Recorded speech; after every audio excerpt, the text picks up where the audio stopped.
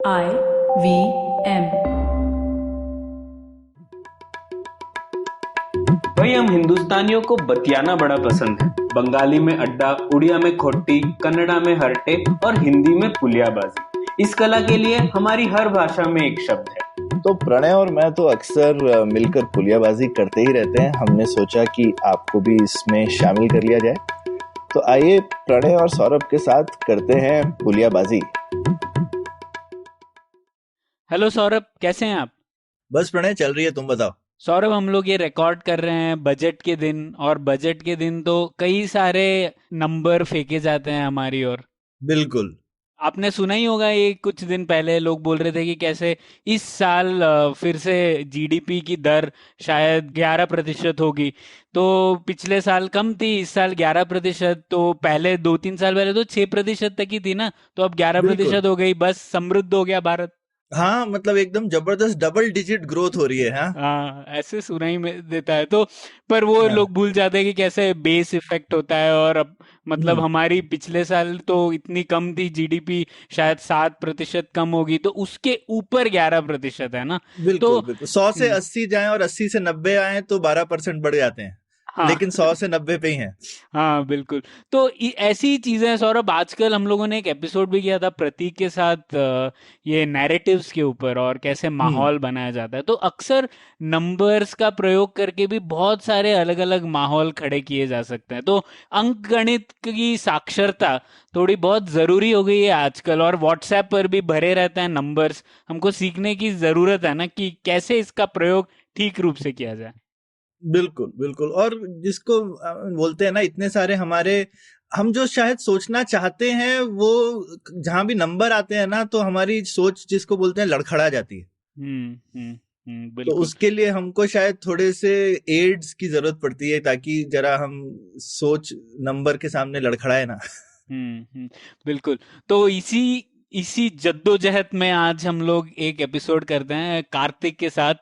कार्तिक, बहुत बहुत स्वागत है आपका पुलियाबाजी में एक बार फिर। कार्तिक तो वैसे डेटा गुरु है और विलक्षण प्रतिभा वाले इंसान है। तो कार्तिक से तो हम लोग कई विषयों पर बात कर सकते हैं, और हम लोगों ने क्रिकेट पर की थी लास्ट टाइम बात, और क्रिकेट एनालिटिक्स पे उन्होंने हमें बहुत कुछ सिखाया था। तो आज हम लोग ये अंक गणित साक्षरता के ऊपर ही एपिसोड करते हैं। कार्तिक, स्वागत है आपका। Thank you. फिर से आने के लिए बहुत बहुत खुशी हो रही है। ठीक है, तो कार्तिक शुरुआत इस तरीके से करते हैं हम लोग, एक एक करके उदाहरण लेते हैं कुछ, और फिर समझने की कोशिश करते हैं कि इसमें क्या गलती हो रही है, और फिर आप हमें सिखाइएगा कि हम लोग ठीक से समझ पा रहे हैं या नहीं। तो ठीक। पहले कहाँ शुरुआत की जाए? पहले लकी शर्ट, लकी नंबर, वहां से शुरू करेंगे। मैं 20 साल पहले मेरा एक लकी शर्ट था। हाँ हर एग्जाम के हाँ। लिए वही शर्ट पहन के जाता था मैं। मतलब स्कूल यूनिफॉर्म शर्ट नहीं था, कोई और शर्ट था। हर एग्जाम के लिए वही शर्ट, हम्म क्योंकि एक एग्जाम में वो शर्ट हम्म पहन के मैंने बहुत अच्छा किया। तो हर एग्जाम के लिए वही हम्म शर्ट। और अच्छा हुआ तो अच्छा, मेरा लकी शर्ट पहना इसलिए अच्छा हुआ। नहीं हुआ तो हम्म शर्ट इतना खराब एग्जाम था कि मेरा लकी शर्ट पहनने से भी कुछ फर्क नहीं पड़ा, और आज बहुत खराब किया। तो इसके लिए इसका दो सॉर्ट ऑफ लेसन है उसमें। एक है मेरे हिंदी में उसका नाम जाता नहीं, उसका नाम है कंफर्मेशन बायस। मतलब समझ लो, आज सुबह आपने डिसाइड कर लिया कि आज का बजट तो बहुत अच्छा होगा। तो जो भी बजट हो, मैंने बजट नहीं देखा नहीं आज, उसके बारे में पढ़ा हम्म भी नहीं। पर जो भी बजट बजट हो उसमें जो जो आपका बायस को कंफर्म करता है, मतलब आपने सोचा था कि अच्छा बजट होगा, जो अच्छे पॉइंट है हम्म सिर्फ आप वही देखते हो और बताते हो कि ये अच्छा बजट था। नहीं तो हम्म शुरू में आपने ऐसे सोच के गए होगे कि ये खराब बजट होगा, तो सिर्फ खराब पॉइंट हम्म देखेंगे आप। और आजकल सोशल मीडिया पे तो हम हमेशा यही देखते हैं। कुछ लोग मन में बना के रखे होंगे कि ये गवर्नमेंट बहुत बेकार गवर्नमेंट है, और दूसरे लोग हम्म बना के रखे होंगे ये तो सबसे बेहतर गवर्नमेंट है। तो जो भी गवर्नमेंट करता है वो उसको ये बायस से देखते हैं लोग, मतलब लाइक ऑब्जेक्टिवली नहीं देखते। तो उससे हम्म तो थोड़ा प्रॉब्लम हो जाता है। बहुत एग्जाम्पल्स है इसके, बहुत एप्लीकेशन है इसके लिए। मतलब देख सकते हो कि जो भी हो सकता है।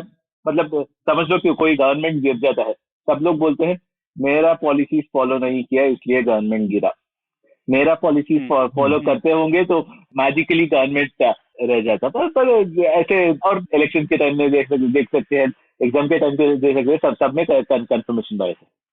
मैं भी जो ट्विटर पे लगाता हूँ, जो मेरे बायसेस को कंफर्म करते हैं वही लगाता हूँ, तो उसी में बायस हो गया। तो मन का झुकाव एक तरफ है, आप बस उसको क्या क्या आपके मन के झुकाव को सही ठहरा रहा है, ये हो गया कंफर्मेशन बायस। बिल्कुल बिल्कुल बिल्कुल। और वही देखते हो आप, वही देखते हो जो अगर आप उसका मतलब खिलाफ कुछ देखते हो तो आप सोचते हैं कि मतलब ऐसा होना था, पर भगवान हमें टेस्ट कर रहे हैं, नहीं तो मतलब इतना ट्राई किया ऐसा ही होना था, या फिर ये शायद अपवाद है, ये एक्सेप्शन आ गया है ना, ये अपवाद है, एक्सेप्शन आ गया, वैसे नॉर्मली कुछ गलती है इसमें। तो आपकी थ्योरी को जो फिट करे वो डेटा है, बाकी थोड़ा एक्सपेरिमेंट में एक एरर आ गया था। बिल्कुल बिल्कुल।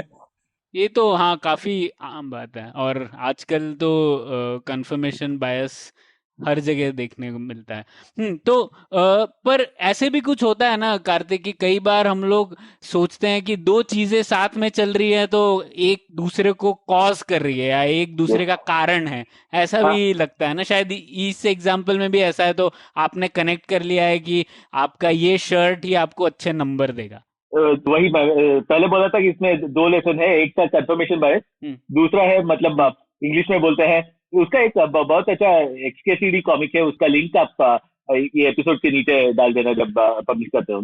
वो कोरिलेशन लीड्स टू कॉजेशन बोलते हैं, मतलब दो चीजें साथ में हो जाते हैं तो हम सोचते हैं कि एक दूसरे को कॉज करता है। मतलब ये समझ लीजिए, सुबह होता है, उसी समय मुर्गा चिल्लाता है, तो हम सोच सकते हैं कि जब मुर्गा चिल्लाता है तब सूरज निकलता है, मुर्गे से सूरज निकलता है, हम सोच सकते हैं।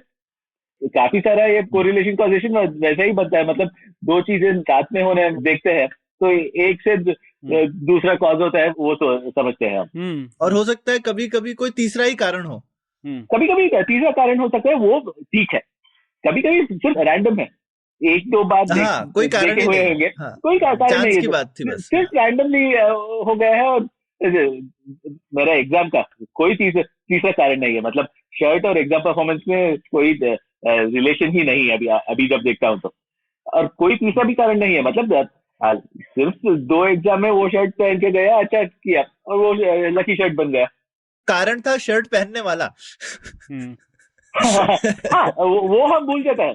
सिर्फ जो हमें दिखता है, इसमें एक और एग्जाम्पल है, वो लाइट जहाँ होता है वहां चाबी ढूंढने का। हाँ। एक शराबी चाबी ढूंढता है और दूसरा आके उससे कहता है चाबी कहाँ गिरी, उसने कहा वहां गिरी तो यहाँ क्यों ढूंढ रहे हो, यहाँ लाइट है इसलिए यहाँ ढूंढ रहा हूँ। और वो भी काफी सारा करते हैं, रिसर्च में भी करते हैं, मतलब जहाँ डेटा मिल गया उसका एनालिसिस करते हैं। मतलब वो नहीं सोचते कि ये डेटा में कुछ बायस है, मतलब ये शायद सिर्फ एक तरह के एग्जाम्पल्स देख रहे हैं, वो सब कोई नहीं देखता। देखते हैं यहाँ कुछ मिल गया, उसका कुछ पता नहीं, जो आसानी से डेटा मिल गया उसको ले लो। हाँ, इसीलिए जो ओपिनियन पोल, बुरे ओपिनियन पोल वाले जो करते हैं, वो जाते हैं मार्केट, जाते हैं वहां चार लोगों से मिलके एक स्टोरी भी लिख लेते हैं उससे। ऐसे काफी होता है।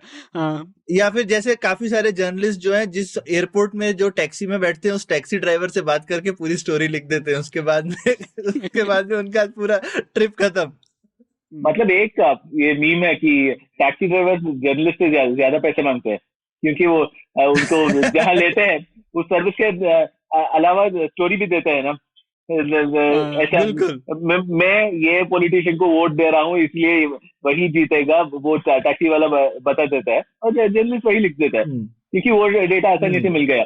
तो इसे कहते हैं डेटा शोषण, मतलब डेटा का कोई भी प्रयोग करके कुछ भी आप उससे मनवा लो। कार्तिक, पर देखिए अब ये भी तो सोचने की बात है ना। अब जैसे आपने वो शर्ट पहना और वो शर्ट पहनने से आपको लगता है कि आप अच्छा परफॉर्म करेंगे और उस वजह से आपका आत्मविश्वास बढ़ गया है ना, और इसलिए आपने ठीक किया अगली बार। तो इस ऐसे चीजें भी तो हो सकती है ना। पर उल्टा भी हो सकता है, एक बार शर्ट पहन लिया, आत्मविश्वास बढ़ गया, अच्छा किया, दूसरे बार वही शर्ट किया, आत्मविश्वास और भी बढ़ गया, काफी ज्यादा ही बढ़ गया तो ओवर कॉन्फिडेंट हो गया और बुरा किया, तो ऐसा भी हो सकता है। तो इसमें जब जहाँ डायरेक्ट रिलेशन नहीं है, एक दूसरे को कॉज नहीं करता, तो बहुत रैंडमनेस होता है। मतलब ऐसे भी देखते हैं, उल्टा भी देखते हैं। तो इसलिए कुछ ये इलेक्शन टाइम में ये हमारे चैनल्स का ये फेवरेट है, दिल्ली में जो जीतता है वो इंडिया में वो हारेगा, वैसा एक था कि बैंगलोर साउथ में जो जीता है वो कभी गवर्नमेंट में नहीं रहेगा, क्योंकि हर समय बैंगलोर साउथ ऑपोजिशन को ही इलेक्ट कर सकते हैं। तो वो भी ऐसा डेटा शोषण था, और 4-5 बार वैसा हुआ, फिर 3-4 बार बिल्कुल उल्टा हो गया। तो ऐसा कभी नहीं कह सकते, क्योंकि अब इतने सारे 500 कॉन्स्टिट्यूएंसी में देखोगे तो कोई एक तो निकल ही आएगी जो कि हमेशा किसी ऑपोजिशन वाले ने जीती होगी। नहीं, मैं यही एनालिसिस किया था मैंने मिंट के लिए 7-8 साल पहले, मतलब 2014 इलेक्शन के पहले, और निकली 3-4 कॉन्स्टिट्यूंसी निकली जो पिछले जो कंटिन्यूस 3 इलेक्शन में विनिंग साइड में था, और चौथे में सारा ऑपोजिशन में आ गए। तो कुछ नहीं कर सकते इनसे। तो ये तो एक मतलब कॉमन सी चीज है कि दो चीज अगर साथ में चल रही हो या फिर एक चीज लगातार एक दूसरी चीज के बाद आ रही हो, तो हमको लगता है कि एक दूसरे का कारण है। तो इसे बताएं कोरिलेशन इज नॉट कॉजेशन। पर इसका तोड़ क्या है कार्तिक? इससे हम लोग कैसे बच सकते हैं इस जो हमारी टेंडेंसी है उससे? अब जैसे हम लोग सोशल साइंसेज में एक देखते हैं कि लोग आरसीटीज कर रहे हैं, और हम लोगों ने एपिसोड भी किया था रैंडमाइज कंट्रोल ट्रायल्स के ऊपर। तो क्या रैंडमाइज कंट्रोल ट्रायल जैसे तरीके हमें कॉजेशन की ओर ले जाते हैं कोरिलेशन से दूर हटकर, या नहीं? नहीं, रैंडमाइज कंट्रोल में भी आपका कोरिलेशन कॉजेशन का प्रॉब्लम है। मतलब वहाँ रैंडमाइज कंट्रोल में एडवांटेज ये है कि रैंडमाइज्ड है, मतलब कोई बायस नहीं होगा। तो रैंडमनेस तो हो सकता है, नाम में ही रैंडमनेस है। तो उसमें ये नहीं जहाँ ये हो वहां वो भी है, सिर्फ वही बोल सकते हैं रैंडमाइज कंट्रोल ट्रायल से। ये नहीं बोल सकते हैं कि इसके वजह से वो हो गया। वो कभी नहीं उसके लिए सिर्फ लॉजिक यूज करना है, सिर्फ लॉजिक यूज करना है। मतलब हमने देख लिया शायद 3 बार जो शर्ट पहना और एग्जाम में अच्छा किया वैसा, इसका कोई लॉजिक है हमें सोचना है। और कभी कभी लॉजिक मिल जाता है, कभी कभी लॉजिक मिल जाता है कि मतलब देख हमने वर्कर्स का सैलरी बढ़ा दिया और कंपनी का प्रॉफिट ऊपर गया, शायद 3-4 बार हो गया, तो उसमें लॉजिक निकाल सकते हैं और अच्छा लॉजिक निकाल सकते हैं। तो अच्छा लॉजिक निकाल सकते हैं, तो उसमें कोई कॉलिशन होगा। तो उसमें वो बैटल नंबर से नहीं लड़ाई जा सकती है, सिर्फ लॉजिक से लड़ाई जा सकती है। इसकी एक मजेदार कहानी है प्रणय की। एक बार यूएस की फेमस एक गाड़ी खराब हो जाती है। वो कंप्लेन इस तरह से आती है कि मैं जाकर के जब भी एक अजीब से फ्लेवर की आइसक्रीम खाता हूं तो उसके बाद में मेरी गाड़ी ठीक से नहीं चलती है। वनीला फ्लेवर खाता हूं तो मेरी गाड़ी ठीक से चलती है। अच्छा। तो अभी वो मतलब गाड़ी के इंजीनियर जो है वो बड़े चकमा गए, भैया ये ऐसी कैसी प्रॉब्लम है, गाड़ी के आइसक्रीम खाने से गाड़ी के खराब होने का क्या ताल्लुक हो सकता है। लेकिन उनको लगा कि ऐसी कंप्लेन जेन्युइन आदमी ने करी है, तो उन्होंने इंजीनियर भेजा और उसने जाके रिपीट किया एक्सपेरिमेंट। तो सही में वो आइसक्रीम खाने पर गाड़ी नहीं चली। तो लेकिन फाइनली फिर उसने सोचा, क्योंकि आइसक्रीम से तो ऑब्वियसली कोई रिलेशन नहीं है, लेकिन उन्होंने क्या देखा कि वो जो अजीब फ्लेवर की आइसक्रीम थी वो खाने में समय ज्यादा लगता था। अच्छा। और वो समय के गैप की वजह से गाड़ी में एक दिक्कत थी जो कि उभर के आती थी, वर्सेस आप रेगुलर वनीला जो फटाफट मिल जाती थी उसमें नहीं आती थी। तो कभी कभी कारण के नीचे कारण छुपे होते हैं, ऊपर से लगते हैं कुछ और है। नहीं सर, सबके लिए कारण ढूंढ सकते हैं। मतलब कभी कभी अच्छे कारण ढूंढ सकते हैं, कभी कभी बकवास कारण भी ढूंढ सकते हैं। सबके लिए कारण ढूंढ सकते हैं। और जब मैं एनालिसिस करता हूँ तो कभी कभी लोग पूछते हैं कि डेटा क्या बोलता है।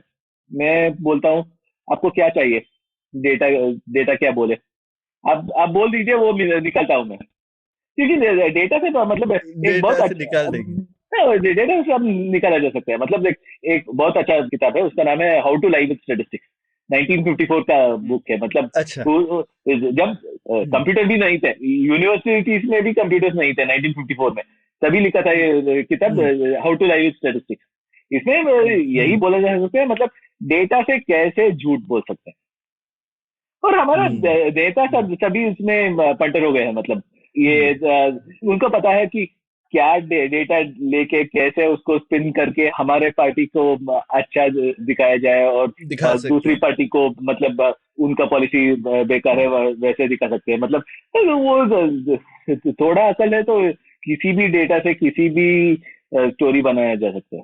लेकिन और शायद हम लोगों की एक और टेंडेंसी होती है ना कि नंबर देखते हैं तो हमारा विश्वास लेकिन उस पर बढ़ जाता है। कहीं पे भी हाँ कोई अगर आंकड़े लेके बात करता है तो हाँ हमको लगता है कि आंकड़े हैं तो कुछ सच होगा जरूर इसमें, जबकि आप कह रहे हैं कि आंकड़ों को तो किसी तरह से भी तोड़ मड़ोड़ हम सकते हैं और हाँ हम आंकड़ों से कुछ भी कहलवा सकते हैं। हम्म। तो फिर इसका क्या इलाज है? आंकड़े देख के एक तो हमको शायद अपना ये जो हमारे मन का ये झुकाव है कि आंकड़े देख के भरोसा बढ़ा लो, इससे हमको ये चीज से हमको छोड़ देना चाहिए, या फिर भरोसा बढ़ा लेना चाहिए, घटा लेना चाहिए, या फिर आंकड़े हैं तो कुछ तो अच्छा है कि आंकड़ों के बिना ज्यादा अच्छा है? क्या लगता है तुम्हें कार्तिक? कंसिस्टेंसी चाहिए, मतलब नंबर्स भी चाहिए और लॉजिक भी चाहिए, और दोनों को मिला के जब किसी स्टोरी को पढ़ते हैं तो वो कंसिस्टेंट है तो फिर कॉन्फिडेंस बढ़ा जा सकता है। मतलब थोड़ा ध्यान से पढ़ते हैं तो कोई बकवास एनालिसिस कर रहा है तो बिल्कुल आसानी से दिखाया जा सकता है। हम देख सकते हैं कि कोई अच्छा बकवास बोल रहा है, मतलब और सिर्फ आंकड़े हैं तो उसमें भरोसा ज्यादा नहीं लेना चाहिए, पर थोड़ा ज्यादा ध्यान दे सकते हैं। मतलब नंबर से तो थोड़ा हम भी थोड़ा एनालिसिस कर सकते हैं उसका, और हम भी एनालिसिस करेंगे तो थोड़ा इंडिपेंडेंट कंफर्मेशन हो सकता है, इसलिए शायद भरोसा ज्यादा हो सकता है। पर एक और है, मतलब ये डिमांड सप्लाई का है, मतलब ये नंबर के साथ एनालिसिस इतना स्केर्स है कि उसका भाव ज्यादा हो गया। इतना कम आदमी नंबर्स डाल के एनालिसिस करते हैं कि नंबर्स देख लिया तो हम सोचते हैं कि ये अच्छा एनालिसिस है। तो शुरुआत ही ऐसी है कि इतने कम नंबर्स का प्रयोग होता है कि कोई भी यूज कर ले तो ठीक है, इसको तो पता ही होगा यार। हाँ, उसका बहुत लो बेस है हमारा, सिर्फ इंडिया में नहीं, आई मीन वर्ल्ड वाइड यही प्रॉब्लम है। कोई नंबर, मतलब आज ये डेटा जर्नलिज्म जो कहते हैं ये सिर्फ लास्ट 10 years का है। वो अब ओबामा वाला इलेक्शन से शुरू हो गया शायद। उसके पहले कोई जर्नलिस्ट डेटा के बारे में बात नहीं करता था, सिर्फ जाता था और 3-4 टैक्सी ड्राइवर और एक बार्बर से बात करके कहानी लिखते थे। अभी फिर डेटा आ गया, डेटा देख के कुछ लोग कहानी लिखना शुरू किया, तो फिर प्रेशर हो गया एडिटर्स को कि हर कहानी में थोड़ा डेटा डालना चाहिए, चाहे हो या नहीं तो नंबर डालते हैं तो थोड़ा विश्वास ज्यादा होगा, वैसा हो गया। तो अब अगले एक झुकाव की ओर बढ़ते हैं, और एक झुकाव तो रहता है, हम लोगों ने डिस्कस किया है कि कैसे एक इंसान के विचार से या एक टैक्सी ड्राइवर या दो टैक्सी ड्राइवर के विचार से हम लोग पूरी सोसाइटी को एनालाइज कर लेते हैं। तो इसे क्या कहते हैं? इसका भी कोई नाम होगा, कोई प्रॉब्लम इस झुकाव का? स्मॉल सैंपल बाइट, मतलब नहीं तो अनेक डेटा या अनेक्डोटल डेटा। 3-4 लोग से कुछ सुनाया और उसमें से कहानी बना दिया, तो वो इतना ये 3-4 लोग तो शायद एक्सेप्शंस भी हो सकते हैं। मैं कह रहा था अवेलेबिलिटी बायस भी बोलते हैं ना? अवेलेबिलिटी बायस जो होता है कि जो इजीली अवेलेबल है उसको देख के उसमें से स्टोरी बना दिया, मतलब ये स्मॉल सैंपल उसके ऑर्थोगोनल है। मतलब लाइक अवेलेबिलिटी बायस हो सकता है या सर्वे बायस हो सकता है, जो भी बायस हो। मतलब एक रिपोर्ट आता है 83% of doctors recommend this toothpaste, और फिर स्मॉल प्रिंट देखो, वहां लिखा होता है कि हमने 6 डॉक्टर से पूछा, 5 ने कहा कि ये अच्छा है टूथपेस्ट है, एक ने बोला कि ये अच्छा नहीं है, तो 83% हो गया उससे, तो पब्लिश कर दिया। अच्छा ठीक है, ये बेसिकली अपना सैंपल साइज का ही बायस है। सैंपल साइज का बायस है, मतलब बहुत कम लोगों से बात करके कुछ उससे कहानी बना जाती है। मतलब ये थोड़ा ज्यादा मैथ लाता हूँ अभी 2 पॉइंट दिया तो उसमें लाइन से ज्वाइन कर सकते हो, पर कुछ लोग हैं उनको 2 पॉइंट दे दो, वो बहुत लाइक कॉम्प्लिकेटेड कर्व बना देते हैं। और ये मतलब पता नहीं कौन, शायद जॉन वॉन नॉयमन, उन्होंने बोला था कि 4 वेरिएबल्स दे दो तो मैं हाथी बना सकता हूँ, और मुझे 5वां दे दो तो उसका ट्रंक ऐसा ऐसे उसकी सूंड भी बना दूंगा, वो भी बना दूंगा। क्योंकि वो मॉडलिंग के लिए मैथ तो है, पर लॉजिक नहीं लगा हो तो कुछ भी बना सकते हो उससे, नंबर से कुछ भी बना सकते हो। तो वही, मतलब नंबर्स के बाद हमें विवेक और शायद तर्क लगाने की भी जरूरत है, सिर्फ नंबर का प्रयोग करके कुछ नहीं कर। तो बेसिकली आप बोल रहे हो कि पहली चीज तो है कि जब भी कुछ डेटा देखे तो पहले सोचना है कि जैसे अगर लग रहा है कि ये इसका कारण है तो क्यों है, सोचना है, ऐसा नहीं कि कुछ तो होगा, ऐसा नहीं सोचना है। हाँ, क्यों है सोचना है सोचना कि है। क्यों है, तो क्यों है सोचना है। और दूसरा, कोई भी बोले परसेंटेज तो पूछना है, ये परसेंटेज में नंबर बेस क्या था, देख के था, हाँ उसके बिना नहीं चलेगा। हाँ, मतलब शायद यहाँ से एक और टॉपिक को जा सकते हैं, ये इलेक्शन सर्विस। वो इलेक्शन सर्विस में इंडियन ओपिनियन पोल्स का एक बहुत बड़ा प्रॉब्लम है कि वो सैंपल साइज कभी नहीं बताते। वो पोल करते हैं और टीवी में एक बहुत बड़ा प्रोग्राम बनाते हैं एग्जिट पोल्स का, ओपिनियन पोल्स का। उसमें बीजेपी को 100 सीट मिलेंगे, कांग्रेस को 120 सीट मिलेंगे, वैसा वैसा बोलते हैं। कोई नहीं बोलता कि कैसा किया है ओपिनियन पोल, कितने लोगों से सर्वे किया, एरर क्या है मार्जिन में। मतलब कुछ तो एनालिसिस बनाते हैं, मतलब कुछ तो सोच रहता है उनका, पर मैथ्स उतना अच्छा नहीं रहता। तो इससे क्या होता है कि कभी कभी बहुत ठीक निकलता है। मतलब आपको पता है, शायद आपको याद है कि 2014 में एक एजेंसी था टुडे चाणक्य, उन्होंने बोला था कि बीजेपी को एब्सोल्यूट मेजोरिटी मिलेगा। किसी ने सुना नहीं उनके बात, और बीजेपी को एब्सोल्यूट मेजोरिटी मिल गया। फिर वो लोग हीरो बन गए। फिर एक साल के बाद कुछ और इलेक्शन हो गया, और उस इलेक्शन में फिर भी वैसा कोई नंबर निकाल लिया, वो बिल्कुल उल्टा हो गया। तो ये कुछ नहीं बता सके। मतलब देख, जिसको कहते हैं तुक्का लग गया, तो तुक्का लगने का ये मतलब नहीं है कि आपका तुक्का किसी वजह से लगा है। बिल्कुल बिल्कुल। और क्या है कि थोड़ा प्रोसेस ठीक हो तो क्या होता है कि ये स्पेक्टेकुलर विन्स और स्पेक्टेकुलर लॉसेस दोनों नहीं होते। तो और लोग तो थोड़ा भरोसा ज्यादा रहता है प्रोसेस ठीक हो तो। पर प्रोसेस खराब हो तो कभी कभी वैसा ही तुक्का लग जाता है। मतलब वैसा ही कहीं से आप करेक्ट आंसर निकालते हो तो वहां से आप हीरो बन सकते हो, पर फिर अगले साल जीरो भी बन सकते हो उससे।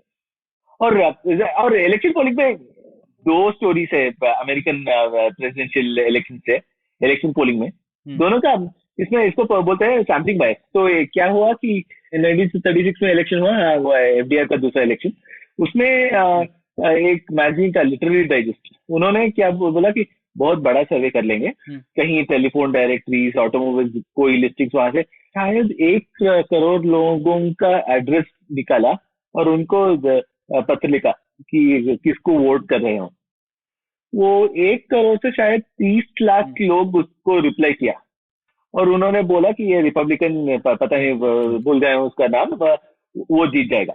और ये लिटरेरी डाइजेस्ट मैगजीन ने ये प्रिंट कर लिया। फिर तो जो एफडीआर डेमोक्रेट आसानी से जीत गया।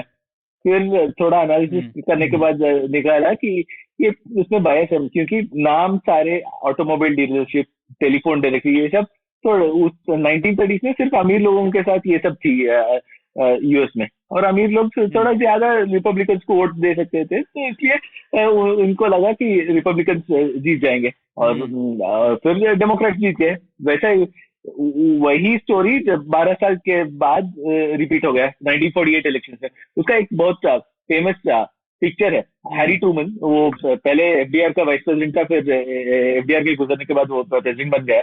और उसको वो न्यूज़पेपर को ऐसे रखा है, उस पर लिखा है Dewey defeats Truman. Dewey Republican challenger था न्यूयॉर्क से, और फिर शिकागो ट्रिब्यून वैसा ही मिस्टेक किया। उन्होंने बहुत सारे लोगों को फोन किया किसको वोट दे रहे हैं, उसमें ज्यादा लोग ड्यूई बोला, क्योंकि 1948 में भी फोन सिर्फ थोड़ा अमीर लोगों के साथ थी यूएस में। और तो उससे उन्होंने पब्लिश किया इलेक्शन रिजल्ट के दिन, ड्यूई डिफीट्स ट्रूमन, और ट्रूमन आसानी से जीत गया।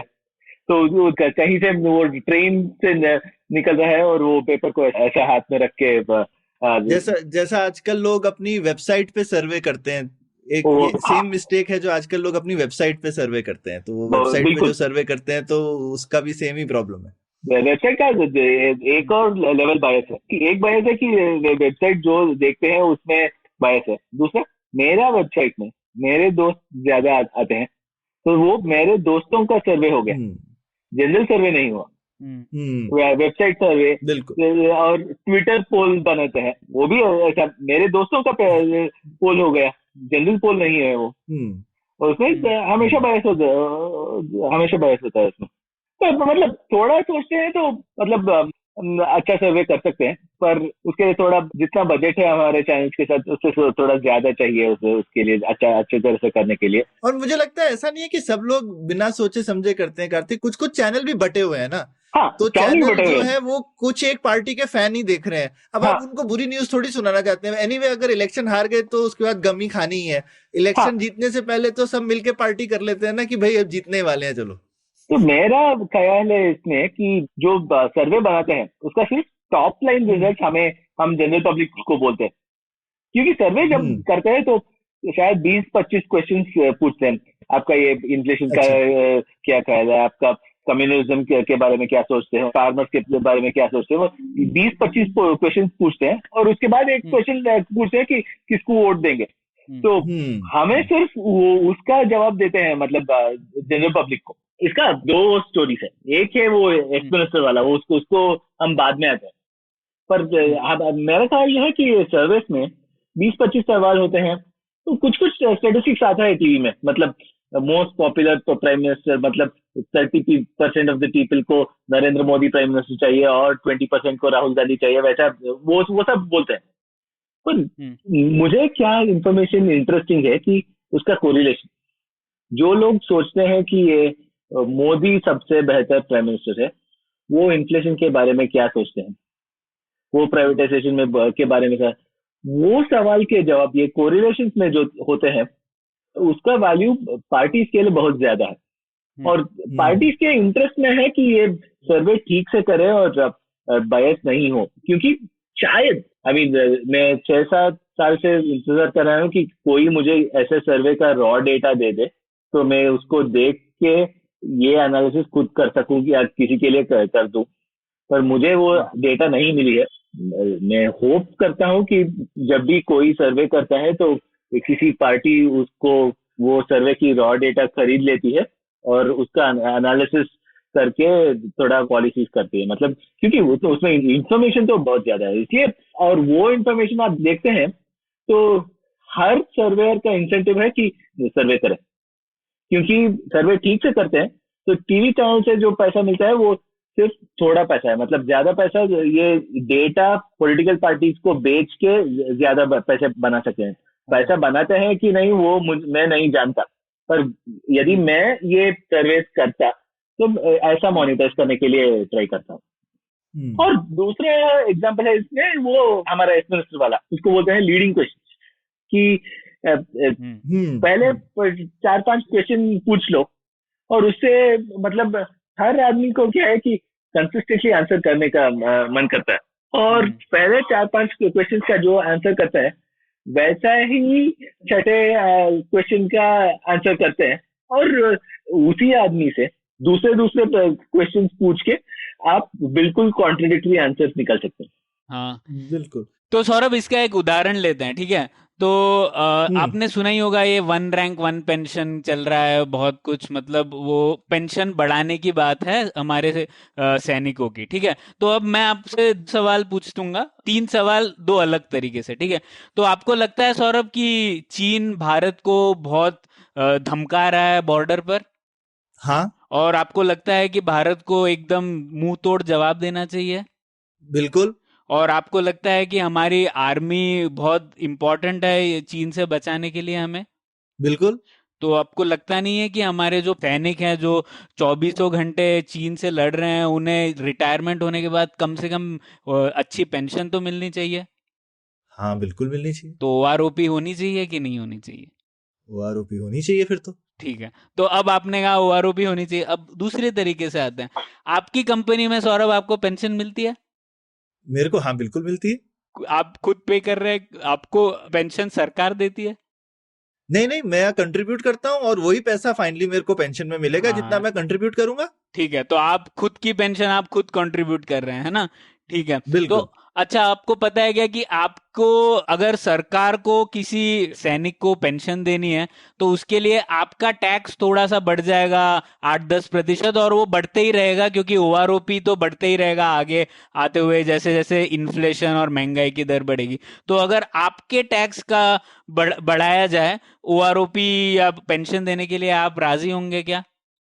अरे नहीं यार, उनको उनके कंट्रीब्यूशन से मिलना चाहिए ना। सैनिकों की सैलरी तो अच्छी है, जैसे हम लोग अपने पेंशन के लिए कंट्रीब्यूट करते हैं, सैनिकों को अपने पेंशन के लिए कंट्रीब्यूट करना चाहिए। नहीं तो ओआरओपी नहीं होना चाहिए। तो आरोपी नहीं होनी चाहिए ना। तो आप आप एक ही चीज को और अगर मान लीजिए मैंने ये पहले 3-4 सवाल नहीं पब्लिश किया और सिर्फ अंत वाला सवाल पब्लिश किया, तो हम आपसे ही 2 अलग अलग ओपिनियंस ले सकते हैं।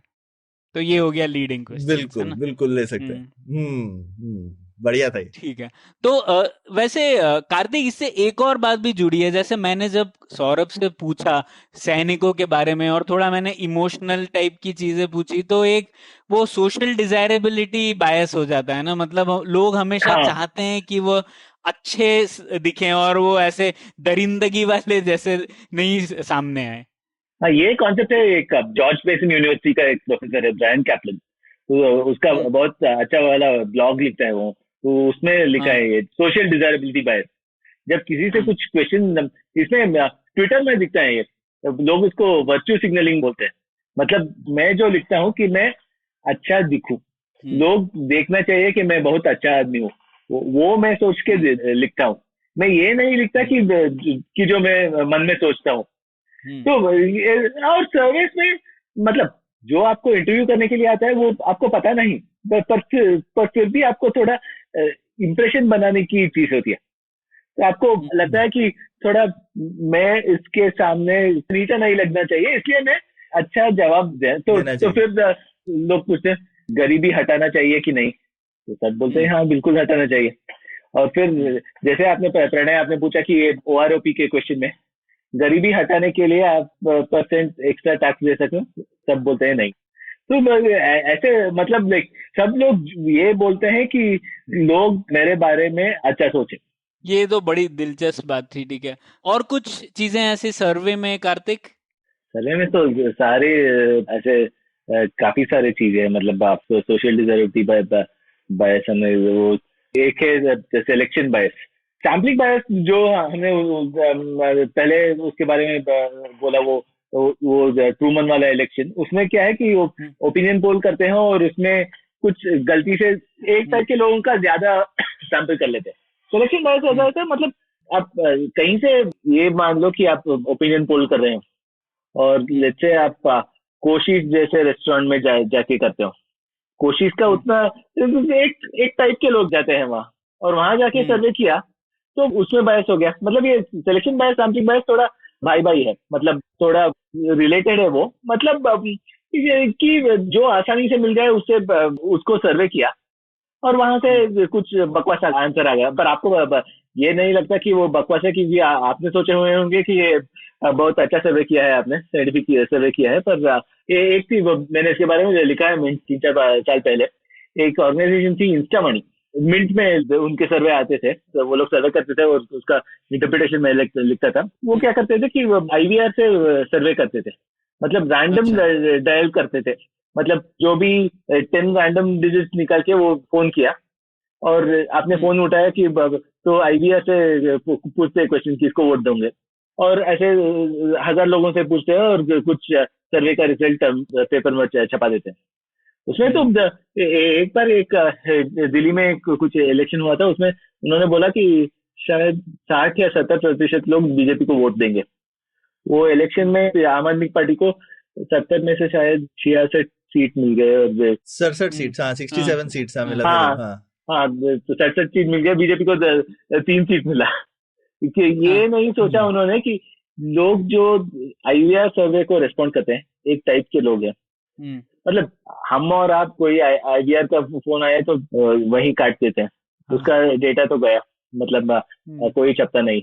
और इसका एक रिलेटेड है, मतलब ये साइंटिफिक रिसर्च में बहुत होता है ये, कि आप एक रिसर्च करते हैं, उसका पॉजिटिव रिजल्ट आया। मतलब सोच लीजिए कि आप कोविड के लिए वैक्सीन ढूंढ रहे हो और हम्म, आपने 100 डिफरेंट सब्सटेंसेस का ट्रायल किया, हम्म, उसमें 99 का कुछ असर नहीं आया, उसका आप कुछ हम्म, नहीं लिखते। सिर्फ हम्म, जो पॉजिटिव रिजल्ट आता है उसका आप लिखते हैं। मतलब इसका थोड़ा, मतलब वैसे ही उसका एक प्रॉब्लम है कि आपने बहुत खर्चा करके 99 सब्सटेंस का ट्राई किया और वो नेगेटिव निकला। वो बहुत इम्पोर्टेंट इंफॉर्मेशन है, क्योंकि ये इंफॉर्मेशन दूसरे को आप बताते हैं पब्लिकेशन के द्वारा, फिर वो वेस्ट नहीं करते हैं, उनका पैसा वेस्ट नहीं करते, उनका टाइम नहीं वेस्ट करते हैं ये यही 99 सब्सटेंस को रिसर्च करके। और नंबर्स में ये भी ये है कि वो मेडिकल लिटरेचर में, स्टैटिस्टिकल लिटरेचर में बोलते हैं पी वैल्यू हैकिंग। मतलब ये वो पी वैल्यू के बारे में अभी नहीं जाएंगे, मतलब ये मुझे भी उतना ठीक से पता नहीं है पी वैल्यू क्या है, पर सब पेपर में लिखा होता है, पर सबको ये पता है कि ये पी वैल्यू 5% के कम हो गया है तो अच्छा है, 5% के ज्यादा हो गया है तो बुरा है, मतलब ये पेपर नहीं छपेगा। तो किसी ने रिसर्च किया कि ये सारे पब्लिश किए हुए पेपर में पी वैल्यू क्या है वो निकाल के एक एनालिसिस किया था, ज्यादा का ज्यादा 4 और 5% के बीच में थे, बीच में। और एक और स्पाइक था 9 और 10% के बीच में, क्योंकि वो 10 के अंदर है तो फिर भी थोड़ा छप सकता है, मतलब देख 11-12 हो गया तो 1-2 पॉइंट निकाल दो, उसको 11 से 9 बना देना और पब्लिश करो। तो वैसा वो इंसेंटिव थोड़ा खराब हो गया कुछ रिसर्च के लिए, तो सिर्फ पॉजिटिव रिजल्ट छपते हैं, नेगेटिव रिजल्ट नहीं छपते, ये काम नहीं करता वो नहीं छपते, और उसका थोड़ा प्रॉब्लम हो सकता है। बिल्कुल हाँ। तो इसीलिए मैं देखता हूँ अभी एक पहल चल रही है कि नेगेटिव रिजल्ट्स भी पब्लिश होने चाहिए, और उसके लिए भी लोगों को मतलब अगर एक्सपेरिमेंट ठीक से किया है तो उसके लिए भी मतलब उन्हें क्रेडिट्स मिलने चाहिए। तो ऐसी चल रही है पहल, देखते हैं वो कितनी आगे तक बढ़ती है। पर एकेडमिया उतना जल्दी बदलता नहीं, तो इसलिए देखना होगा कि कब क्या होता है। पर ये बहुत प्रॉब्लम है, मतलब लाइक काफी सारा रिसर्च वेस्ट हो जाता है क्योंकि नेगेटिव रिजल्ट्स पब्लिश नहीं करते। बिल्कुल ठीक है। तो अब ये सैम्पलिंग की बात हो गई, अब हम लोग आ जाते हैं सरकार की तरफ ही। कार्तिक, तो एक जैसे बड़े नंबर्स के साथ बहुत बड़ा प्रॉब्लम होता है ना कि कुछ भी आपको बताना है कि सरकार बहुत अच्छा कर रही है, आप बजट में ही देख लीजिए तो कोई सरकार बोलेगी हमने ये गरीबी हटाने के लिए 10,000 करोड़ खर्चे। तो ये नंबर इतना बड़ा है कि इससे हम लोग आम आदमी लोग ने तो 10,000 करोड़ देखे नहीं होंगे। अब मैंने तो नहीं देखे, सौरभ क्या पता आपने देखे होंगे, लेकिन अगर इतना बड़ा नंबर है तो इसका आप कैसे समझेंगे, कैसे इस नंबर को आप कैसे प्रोसेस करेंगे, तो इससे क्या प्रॉब्लम होते हैं?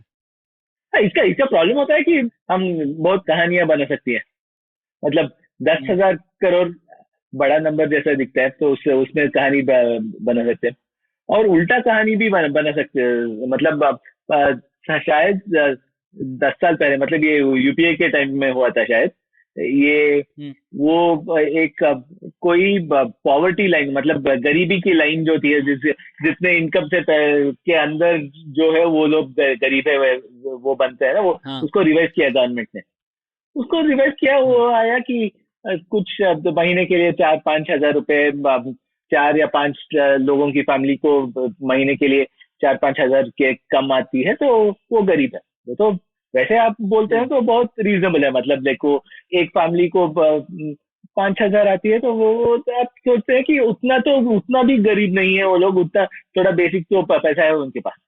फिर किसी ने उसका डिविजन किया।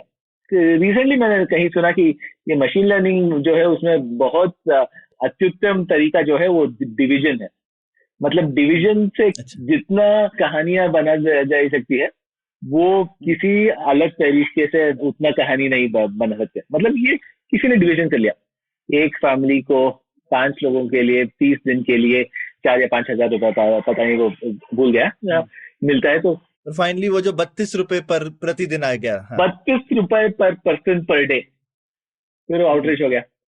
32 रुपए के मिल गया तो हम गरीब नहीं है क्या, इतने में कैसे जी सकते हैं? तो मतलब वही नंबर है, 5,000 पर फैमिली पर मंथ तो ठीक लगता है, पर 32 रुपए पर डे पर पर्सन में आउटरीच हो गया। तो मतलब क्या होता है कि जो बड़े नंबर जो होते हैं, ये छोटे नंबर का एग्जाम्पल हो गया, पर बड़े नंबर होते हैं उसका हमें कुछ मतलब आपने बोला 10,000 करोड़, कोई देखा नहीं है 10,000 करोड़ को, तो कोई कॉन्टेक्स्ट ही नहीं है।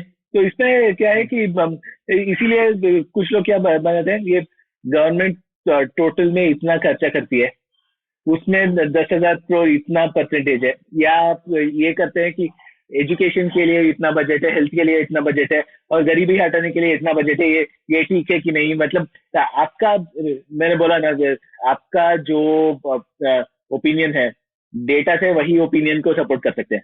जो भी ओपिनियन है एक ही डेटा सेट से वो ओपिनियन को सपोर्ट कर सकते हैं। ये ठीक से पिक करना होगा, आपको थोड़ा डेटा माइनिंग करना होगा कि क्या डेटा लेना चाहिए जिसके सामने मेरा ओपिनियन अच्छा लगे, बैठ जाए।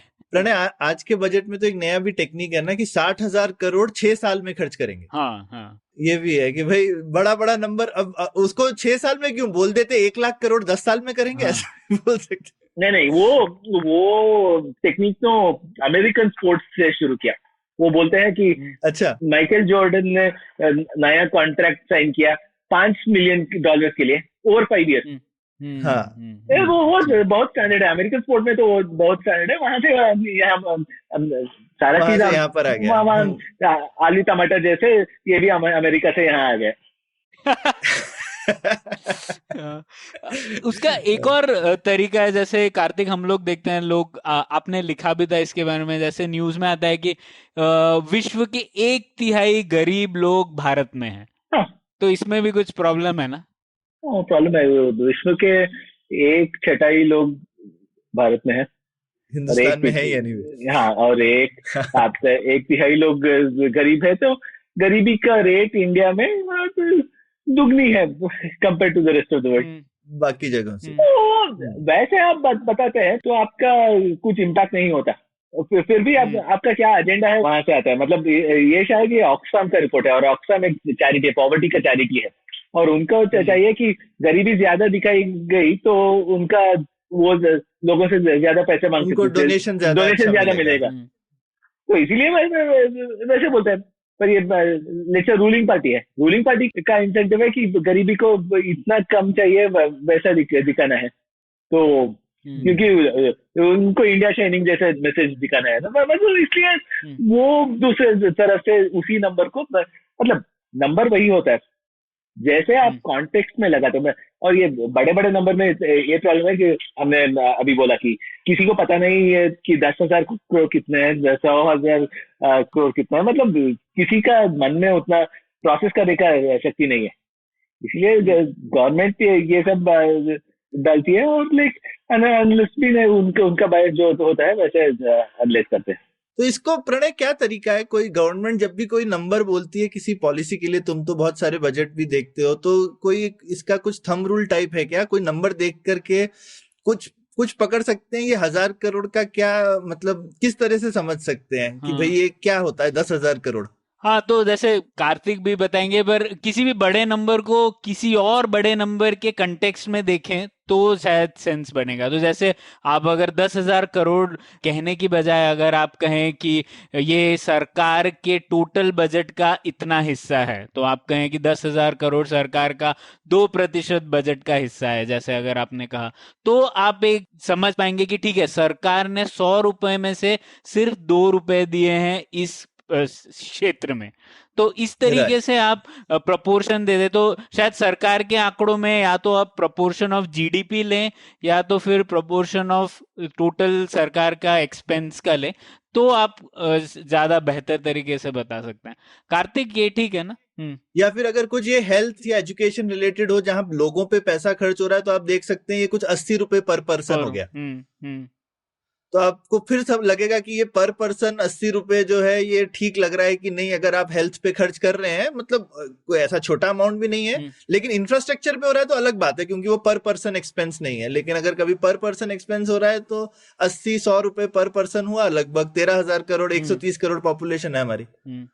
वैसे पर उसमें थोड़ा प्रॉब्लम होता है, मतलब एक 80-100 रुपए बहुत कम दिखता है वैसे आप पब्लिश करते हैं, तो ये भी देखना। और थोड़ा सिंपल सोल्यूशन है, मतलब पिछले साल का देख लीजिए, 2 साल पहले का देख लीजिए, ये देख लीजिए कि जब जो ऑपोजिशन अभी है वो जब गवर्नमेंट में थी तब कितना था, वो सब डाल के, मतलब। और most powerful machine learning technique is division, वो निकाल के कुछ दूसरे कॉन्टेक्स्ट में लगा सकते हैं। मतलब बजट का 2% है, 2 साल पहले बजट का 1.8% था, उससे थोड़ा इतना बढ़ गया है, वैसा कुछ कहानी बनाई जा सकती है। तो ये तो हम लोगों ने बात कर ली अभी तक नंबर्स की, कार्तिक। अब थोड़ा आ जाते हैं डिस्ट्रीब्यूशंस पे, और ये थोड़ा एक पेचीदा सा मामला है क्योंकि ये प्रोबेबिलिस्टिक थिंकिंग की ओर आ रहे हैं हम लोग, और ये थोड़ा सोचने में मुश्किल है, और प्रोबेबिलिटी से तो हम लोग दूर ही भागते हैं, काफी लोग दूर भागते थे स्कूल में। तो लेकिन ये प्रोबेबिलिस्टिक थिंकिंग समझना बहुत जरूरी है आजकल के दौर में। मेरा एक सोल्यूशन है इसके लिए। बोलिए। स्पोर्ट्स बेटिंग को हम लीगलाइज कर लेते हैं, तो सबको प्रोबेबिलिस्टिक थिंकिंग आ जाएगा। हाँ, ये तो जबरदस्त है। क्योंकि मतलब ये देखो कि अगला हफ्ता इंडिया इंग्लैंड का सीरीज शुरू होगा। अभी से सिर्फ सट्टा मार्केट में है कि इंडिया का प्रोबेबिलिटी क्या है जीतने का, इंग्लैंड का क्या है, और वो कैसे मैच के दौरान कैसे ऊपर नीचे जाएगा, वो सब वो लीगलाइज हो गया तो ज्यादा लोग इसमें भाग लेंगे, और ज्यादा लोगों को ये प्रोबेबिलिस्टिक थिंकिंग आ जाएगी। मतलब सरकार को जो टैक्सेस से जो पैसा बनाती है वो एक बेनिफिट हो गया, लोगों में प्रोबेबिलिस्टिक थिंकिंग को इंस्टिल करना एक और बेनिफिट हो गया। और तीसरा ये है कि मतलब बेटिंग लीगलाइज हो गया है तो मैच फिक्सिंग के लिए इमीडिएट विक्टिम हो जाता है, तो मैच फिक्सिंग जो करता है उसको जेल भी भिजवाई जा सकती है, जैसे इंग्लैंड में किया। तो ये हो रहा है, मतलब आजकल ये रियल मनी गेम्स और ये फैंटेसी उसमें, पर ज्यादातर लोग उसमें भाग नहीं लेंगे, तो इसलिए स्पोर्ट्स बेटिंग को लीगलाइज करते हैं तो सबको प्रोबेबिलिस्टिक थिंकिंग आ जाएगा। सब सोचेंगे कि भाई अगली बॉल पे आउट होने वाला है कि नहीं, इस पे पैसा लगाएं कि नहीं। जब अपना पैसा लगता है तो सब सोचने लगते हैं। बिल्कुल, कुछ लोग बोलते हैं कि शेयर मार्केट भी वैसा बेटिंग है, पर ज्यादातर लोग इन्वेस्टर्स हैं। इन्वेस्टर लोग ना, मैं हर महीने कुछ पैसा निफ्टी में डाल देता हूँ और बैठ देता हूँ, तो उसमें कोई प्रोबेबिलिस्टिक थिंकिंग नहीं है। पर रोज मैं ऑप्शन ट्रेडिंग करूंगा तो उसमें प्रोबेबिलिस्टिक थिंकिंग आ गया, पर वो ज्यादा लोग नहीं करते। और वो बहुत कॉम्प्लिकेटेड है। स्पोर्ट्स में आपको बोलना कि अगली बॉल पे छक्का लग सकता है कि नहीं लग सकता, ये एक्चुअली कोई भी बच्चा भी एनालाइज कर लेगा, ठीक से सोचेगा तो। और लोगों का मैथ्स भी इम्प्रूव हो जाएगा। हाँ बिल्कुल बिल्कुल, बहुत बहुत बढ़िया आइडिया है कार्तिक। ये मतलब एकदम पब्लिक, एकदम आपने मतलब ये इससे बढ़िया आर्गुमेंट मैंने सुना नहीं है कि भाई इंडिया का अगर मैथ्स का स्टैंडर्ड इंप्रूव करना है तो हमको क्रिकेट में बैटिंग लीगलाइज करना चाहिए। पिछली बार मैं जब आपके पॉडकास्ट में आया था तो सिर्फ क्रिकेट एनालिटिक्स के बारे में बोला था, ये नहीं सोचा उसके बाद कि ये बैटिंग को लीगलाइज करेंगे तो इतना ये भी बेनिफिट है उसमें। ये तो जबरदस्त। अच्छा, तो प्रोबेबिलिस्टिक थिंकिंग के मतलब ये हो गया, मतलब आज बारिश होगा कि नहीं, तो लोग बोल देंगे कि मेट ऑफिस बोलेगा 30% चांस है, तो 30% चांस है बारिश के, तो मेरे को क्या लगता है कि ये चाहता लूं कि नहीं। मतलब ये ऐसा थिंकिंग थोड़ा मुश्किल है, मतलब हमेशा नहीं होता, पर किसी सिचुएशंस में सोचना पड़ता है। मतलब एक है कि इंडिया में सारे लोग अपने आप को मिडिल क्लास समझते हैं।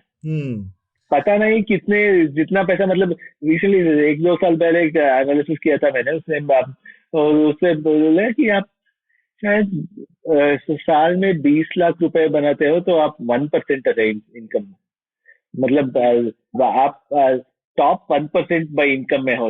मतलब 99% के लोग आपसे गरीब है जब आप साल में 20 लाख रुपए बनाते हो। पर कि जो एक आदमी को पकड़ो जो 20 लाख बनाता है या 40 लाख बनाता है, 1 करोड़ बनाता है, और पूछो कि आप अमीर हो कि गरीब हो, वो हमेशा बोलता है मैं मिडिल क्लास हूँ या अपर मिडिल क्लास हूँ। लोग ऐसा सोचते हैं कि उनको डिस्ट्रीब्यूशन पता नहीं है कि इनकम का डिस्ट्रीब्यूशन क्या है। और ये भी है कि हमारा मैथ्स टेक्स्ट बुक जो है वो मैथ्स सारे ये एडवांस मैथ्स और प्रोबेबिलिटी और मशीन लर्निंग वो सब ये फिजिक्स से आया, और फिजिक्स के और स्टैटिस्टिकल मैकेनिक्स में है। और स्टैटिस्टिकल मैकेनिक्स मतलब गैसेस में वो एक अच्छा प्रॉपर्टी है कि ये सब नॉर्मली डिस्ट्रीब्यूटेड है। नॉर्मली डिस्ट्रीब्यूटेड मतलब एक ऐसा घंटा जैसा लगता है, मतलब मंदिर का घंटा क्या और घंटा मंदिर के घंटे जैसा लगता है। तो मतलब इसका मतलब ये नॉर्मल डिस्ट्रीब्यूशन मतलब कोई भी चीज को आप देखें तो ज्यादातर वैल्यूज बीच में होंगे और एक्सट्रीम्स में काफी कम नंबर होंगे, ऐसा समझा जाए ना? काफी कम होंगे, थोड़े कम होंगे। हाँ, मंदिर के घंटे के जैसे। मंदिर के घंटे के और दोनों और पूंछ हो गए, मतलब इक्वली। पर ये आप देख लीजिए, इनकम देख लीजिए। तो एक क्वेश्चन है इनकम को कैसे सर्वे करते हैं, मतलब ये सब थोड़ा डीप मैथ्स में जा रहे हैं हम अभी, पर ये सर्वे में एक सेंट्रल लिमिट थ्योरम होता है, मतलब जितने भी लोगों का नंबर पूछ ले, 20 लोगों का हाइट पूछो तो उनका उसका एवरेज ले लो, स्टैंडर्ड डिविएशन ले लो, उसमें से आप बता सकते हो कि पूरे पॉपुलेशन का हाइट क्या कैसे डिस्ट्रीब्यूट हुआ है, वो आप बता सकते हो। पर इनकम ऐसा नहीं बता सकते हो क्योंकि इनकम का डिस्ट्रीब्यूशन नॉर्मल नहीं है, उसका पावर लॉ बताते हैं, मतलब ये थोड़ा कॉम्प्लिकेटेड टेरिटरी में जा रहे हैं हम। पावर लॉ मतलब आपके दोस्त जो आपसे ज्यादा अमीर है वो आपसे बहुत ज्यादा अमीर है, पर आपके दोस्त जो आपसे थोड़ा गरीब है वो सिर्फ थोड़े गरीब होते हैं। ये पावर लॉ से ऐसे निकाली जा सकती है। तो इससे क्या होता है कि आप जितना भी अमीर हो, मतलब मुकेश अंबानी नहीं, पर उनको छोड़ के, पर आप जितना भी अमीर हो, आपके दोस्त जो आपसे अमीर है वो आपसे बहुत ज्यादा अमीर होते हैं, और उनको देख के आपको लगता है कि आप सिर्फ मिडिल क्लास। इसलिए आप एक करोड़पति हो सकते हो, फिर भी आप अपने आप को मिडिल क्लास समझते हैं, क्योंकि जो भी करोड़पति है उसके दोस्त 10 करोड़पति होंगे, या जो लखपति है उसके दोस्त 10 लखपति होंगे और करोड़पति होंगे, तो उसको लगेगा कि मैं तो मिडिल क्लास हूँ। हाँ। तो और वो पावर लॉ बेसिकली ऐसा थोड़ा सांप जैसा, फन के जैसा, ऐसा ऊपर। वैसे मतलब, और नहीं तो हाथी के सूंड जैसा। तो ये पावर लॉ डिस्ट्रीब्यूशन जो रहते हैं वो आपने बोला इनकम्स में रहते हैं, और किसी चीज में रहता है क्या? ट्विटर फॉलोअर्स में रहता है।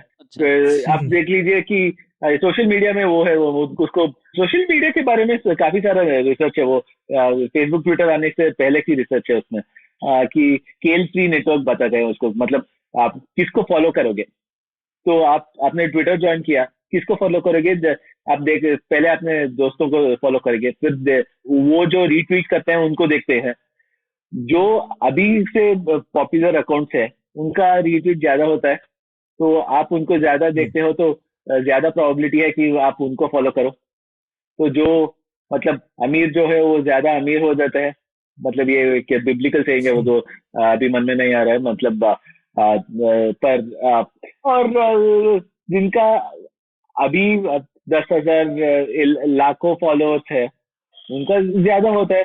हम जैसे लोग जिनका थोड़े हजारों में है फॉलोअर्स, वो वहीं रह जाता है, मतलब तो power law, Twitter power law है। इसमें भी वो मिडिल क्लास वाली फीलिंग है प्रणय, जो सैकड़ों वाले बेचारे फॉलोअर वाले, वो सोच रहे होंगे ये देखो ये बेचारे सिर्फ हजारों वाले हैं। हाँ। क्योंकि जो हजारों वाले हैं वो लाखों वालों को देख रहे हैं। तो बिल्कुल वैसा है, क्योंकि और जबकि ट्विटर ने शायद डेटा पब्लिश किया हुआ है कि शायद 2 या 3 हजार से ज्यादा फॉलोअर वाले शायद कुछ 2% ही लोग हैं। अच्छा, तो मैं मिडिल क्लास नहीं हूँ। बिल्कुल। मैं 7,000 फॉलोअर्स है, इसलिए ये रिकॉर्ड करने के टाइम में पाए, ये रिलीज होता है तो उसके बाद में पता नहीं, पर लाइक ठीक है। तो एक और ऐसा डिस्ट्रीब्यूशन है कार्तिक, जो अक्सर मैंने सुना है, लोग जैसे कहते हैं कि टेररिज्म को कंपेयर करते हैं अक्सर हमारे सड़क पे जो मौतें होती हैं उससे। तो लोग कहते हैं जैसे कि देखिए भारत में टेररिज्म तो कम लोग जैसे एक साल में मरते हैं आजकल, लेकिन बैंगलोर की सड़कों पर ही औसतन 2 लोग रोज मरते हैं। तो लोग कहते हैं कि टेररिज्म पर ज्यादा हमें जोर देना ही नहीं चाहिए, हम लोग को अपने रोड ठीक करने चाहिए। तो इसमें क्या प्रॉब्लम है? ओके, ये टेररिज्म है, दूसरा कोविड है। इस समय पिछले साल लोग कोविड के बारे में भी ऐसे ही बात करते थे कि मलेरिया से जितने लोग मरते हैं उससे कम कोविड से मर रहे हैं। मतलब इसका, मैं पहले एक इन्वेस्टमेंट बैंक में काम करता था, वहां हम बहुत कोरिलेशन के बारे में बात करते थे। मतलब एक आदमी एक्सीडेंट में मर गया तो उसका कहीं और किसी और आदमी को एक्सीडेंट में मरना और यहाँ एक आदमी को एक्सीडेंट में मरना, वो दोनों इंडिपेंडेंट है। मतलब एक ज्यादा आदमी एक्सीडेंट में मरने से कहीं और दूसरे आदमी एक्सीडेंट में मरने का प्रोबेबिलिटी ज्यादा या कम नहीं होता। पहले कोविड के बारे में बात करते हो, फिर टेररिज्म पे आता हूँ। पर कोविड को देखो तो मतलब उसका क्या है कि उसका पोटेंशियल हमें पता नहीं है। आज शायद 100 लोग मर रहे हैं, पर ये हमें नहीं पता कि ऐसे ही फैलता जाए तो कल कितना लोग मरेंगे, क्योंकि वो एक आदमी से दूसरे आदमी को फैलता है। एक्सीडेंट वैसे नहीं फैलता, एक्सीडेंट एक आदमी से दूसरे आदमी को नहीं फैलता। वैसे भी टेररिज्म का इंसिडेंट्स में जितने लोग मरते हैं वो भी पावर लॉ है, वो भी पावर लॉ है। क्योंकि आज शायद एक अटैक हो गया, 10 लोग मर गए, हमने सोचा हाँ आज जब जैसे हार्ट अटैक से 100 लोग मर गए तो हम टेररिज्म के बारे में क्यों बात करें, हार्ट अटैक के बारे में बात करते हैं। बट हार्ट अटैक होता है वही, वो मतलब अनकोरिलेटेड फिनोमिनन है। तो टेररिज्म में आज एक बॉम्ब 10 लोगों को मारा, कल 10,000 लोग को वही बॉम्ब, वैसा ही बॉम्ब मार सकता है। वो नहीं सोचते हैं कि वो क्या, लोग नहीं सोचते हैं कि ये इतना थिन टेल डिस्ट्रीब्यूशन, ये भी पावर लॉ है। मतलब टेररिज्म में जितना, टेररिस्ट अटैक में जितने लोग मरते हैं वो भी लगभग से पावर लॉ है। और उसका इतना थिन टेल है कि हमें जहां भी थोड़ा वो इंक्रीज देखते हैं, मतलब थोड़ा टेररिस्ट एक्टिविटी इंक्रीज देखते हैं, तो उसमें उसको हमें उसी टाइम पे उसका जवाब देना चाहिए, नहीं तो वो रोक देना चाहिए, नहीं तो वो बढ़ता ही जाएगा। और वो अनबाउंडेड है और कोरिलेटेड है। फिर पता चला वो 9/11 या 26/11 जैसा आ जाएगा, कुछ वैसा आ जाएगा। मतलब और वो भी मतलब ये नहीं है ना, मतलब वो लिमिट नहीं है। 9/11 या 26/11 काफी सारे लोग मर गए, पर हाँ 9/11 का एक और कहानी है। 9/11 में शायद 3,000 लोग या लगभग 3,000 लोग मर गए, पर मेरे ख्याल से मैं भूल गया हूँ, 20 साल हो गए। पर क्या हो, उसके बाद लोगों को, अमेरिका में लोगों को फ्लाइट से जाने का डर आ गया, उससे इसलिए लोग ज्यादा गाड़ी से चलना शुरू किया। और एक इकोनॉमिस्ट, एक जर्मन इकोनॉमिस्ट है, गर्ड गिगरन, उनका 2-3 बुक्स है, बहुत बहुत अच्छे बुक लिखे हैं, रिस्क के बारे में बहुत अच्छा लिखते हैं वो। उसने एनालाइज किया कि लोग गाड़ी से जाने के से ज्यादा रोड एक्सीडेंट्स हुए, और उसका कारण शायद एक साल में 10,000 ज्यादा लोग मर गए।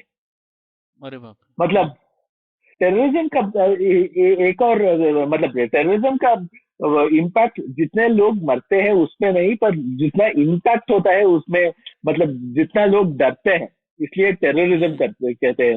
इसका सोचना चाहिए। मतलब तो पर ये है कि मतलब आप सोच सकते हो कि 9/11 में सिर्फ 3,000 लोग मर गए, और कोरोना से आजकल शायद डेली अमेरिका में 3,000 लोग मरे। पर वो है कि ये टेल इवेंट है, मतलब पता नहीं होंगे कि इससे थोड़ा बड़ा अटैक हो गया तो कितने लोग मरेंगे, कितना नुकसान होगा उससे, वो हम इंतजार नहीं कर सकते। ठीक है कार्तिक, तो ये तो समझ में आ गया, और थोड़ा और पढ़ने की भी जरूरत है इसमें। तो आप हमें कुछ किताबें रेकमेंड कीजिए ना, कि कैसे हम लोग और डेटा साक्षर हो सकते हैं। कुछ ऐसी किताबें हैं क्या कि जिससे हम लोग ये लॉजिक और तर्क का बेहतर इस्तेमाल कर सकते हैं? एक है, मैं पहले ही बोला था, ये एक how to live with statistics, वो 1954 का बुक है। बहुत अच्छा बुक है, मतलब बड़ा बुक नहीं है, शायद 200 पेज के अंदर है। डैरिल हफ का, बट बहुत बहुत अच्छा बुक है। और 1954 में उसने जो लिखा था कि कैसे नंबर से झूठ बोल सकते हैं, अभी 2021 में भी वो सब वैलिड है, को कुछ नहीं चेंज हुआ है। तो और वो बुक के बारे में बोल दिया, तो दूसरे उतना लेवल का बुक नहीं है। मतलब नेट सिल्वर का बुक काफी अच्छा है, ये सिग्नल एंड द नॉइस, 10 साल पहले का बुक है, the signal and the noise, net silver का। वो भी शायद बहुत अच्छे एग्जाम्पल्स है। नसीम तालिब के बुक्स शायद वो भी काफी अच्छे हैं। ये फूल्ड बाय रैंडमनेस, वो उनका पहला पॉपुलर बुक है, वो वहां से शुरू कर सके। वो मतलब बाद में थोड़ा क्रैंकी हो गए वो, but like fooled bye randomness काफी अच्छा बुक है। और जब आप ये ऐसा सोचना शुरू करते हैं, तो कोई भी बुक में आपको रिस्क का मतलब सोचना, मतलब अमित वर्मा का एक कॉलम था, वो पोकर के बारे में लिखते थे, शायद बिजनेस लाइन या कहीं, वो बहुत अच्छा कॉलम था रिस्क के बारे में सोचने के लिए। सिर्फ पोकर के बारे में लिखता था वो, पर वहां से आप रिस्क के बारे में उसमें वो एनी ड्यूक का वो भी है ना, थिंकिंग इन बेट्स। वो उसका मैंने सिर्फ उसका पॉडकास्ट 1-2 सुना है, पर बुक नहीं पढ़ा है वो। एनी ड्यूक का वो भी ठीक है, वो मतलब काफी सारे बुक है हमें, ये 3-4 काफी है। मतलब how to live with statistics वो काफी है। मैंने हाल ही में वो how not to be wrong पढ़ी थी, जॉर्डन एलनबर्ग की, वो भी अच्छी किताब थी, इसमें ठीक है, इसी बारे में थी। ठीक है, अच्छी है। इतने अच्छे से लिखे नहीं है, पर सब कॉन्सेप्ट्स कवर किए उन्होंने, सब कॉन्सेप्ट कर रहे हैं, हाँ, जो सब कॉन्सेप्ट करते हैं। ठीक है कार्तिक, बहुत बहुत शुक्रिया, आप फिर से आए और हमें फिर से सिखाया डेटा कैसे बेहतर समझे और कैसे डेटा के झांसे में ना आए, आसानी से थोड़ा सोचे समझे और फिर ही आप अपना ओपिनियन बनाए। तो ये आपने बताया, इसके लिए बहुत बहुत शुक्रिया। Thank you. एकदम कार्तिक, मजा आया आंकड़ों की झांसेबाजी सुन के। Thank you. मुझे भी बहुत खुशी हुई कि आपके शो में एक बार फिर आने के लिए। उम्मीद है आपको भी मजा आया। यह पॉडकास्ट संभव हो पाया है तक्षशिला इंस्टीट्यूशन के सपोर्ट के कारण। तक्षशिला पब्लिक पॉलिसी में शिक्षा और अनुसंधान के लिए स्थापित एक स्वतंत्र संस्था है। आप दुनिया के किसी भी कोने में हो, आपकी उम्र कुछ भी हो, अगर आप पब्लिक पॉलिसी, विदेश नीति या टेक्नोलॉजी गवर्नेंस में रुचि रखते हैं तो तक्षशिला की वेबसाइट takshashila.org.in पर उनके कोर्सेज को जरूर चेक कीजिए। और अगर आप पुलियाबाजी में शामिल होना चाहते हैं तो हमसे कनेक्ट कीजिए puliyabazi@gmail.com पर या फिर @puliyabazi ट्विटर पर। शुक्रिया। I hope you enjoyed that show. If you aren't following us on social media, please do. We're IVM Podcasts on Twitter, Facebook, and Instagram. I'd like to thank the sponsors on the network this week, Storytel and The Whole Truth Foods. Thank you for supporting us. So, great week on the network again this week. Definitely do check out the Pragati podcast. Pavan spoke to Krish Ashok. They discussed science, knowledge, and the wonder of Indian home cooking. Staying in the realm of food, on This Round Is On Me, we had A.D. Singh as a guest. Gauri and A.D. discussed the 10 years anniversary of The Table and the 20-year anniversary of Olive. So two of Bombay's biggest restaurateurs have a conversation about the restaurant business. All Things Policy celebrated 500 episodes on January 27th. Manoj talks to Aditya and Anirudh about the surprising origins of the podcast, its evolution over the last few years, and its exciting future. This episode also marks their video debut, so definitely do check that out on YouTube. On Storytellers and Storysellers, Vineet talks to Ranjit Pratap Singh. Ranjit is the co-founder and CEO of Pratilipi. Pratilipi is a company that's recently acquired IVM, and Ranjit on this episode discusses his plans to build a homegrown media empire, his love for comics, and how India can have its own comic cinematic universe. And finally, Cyrus had an exciting week. We had some amazing guests this week. We had Vishal Gondal come and talk about Fauji. We had Atish Tathir talk about the various issues that he had been facing with his OCI card and other things like that. We had Adam Dow talk about things going on in the US and the evolution of what's happening there. We had Siddharth Kannan come and talk about his history with Cyrus and his new show. So definitely do come check that out as well. And with that, I hope to see you again next week. 2020 is a difficult year. A global pandemic, protests, elections, recessions. You get the picture. What we need is a space where we can have nuanced discussions about global affairs and foreign policy. That's where I come in. My name is Hamsini Hariharan and I host the States of Anarchy podcast. Every second Tuesday, I speak to experts in the field of international relations to make a little more sense of the world. So join me on the IVM podcast app, website, or wherever you're listening to me right now.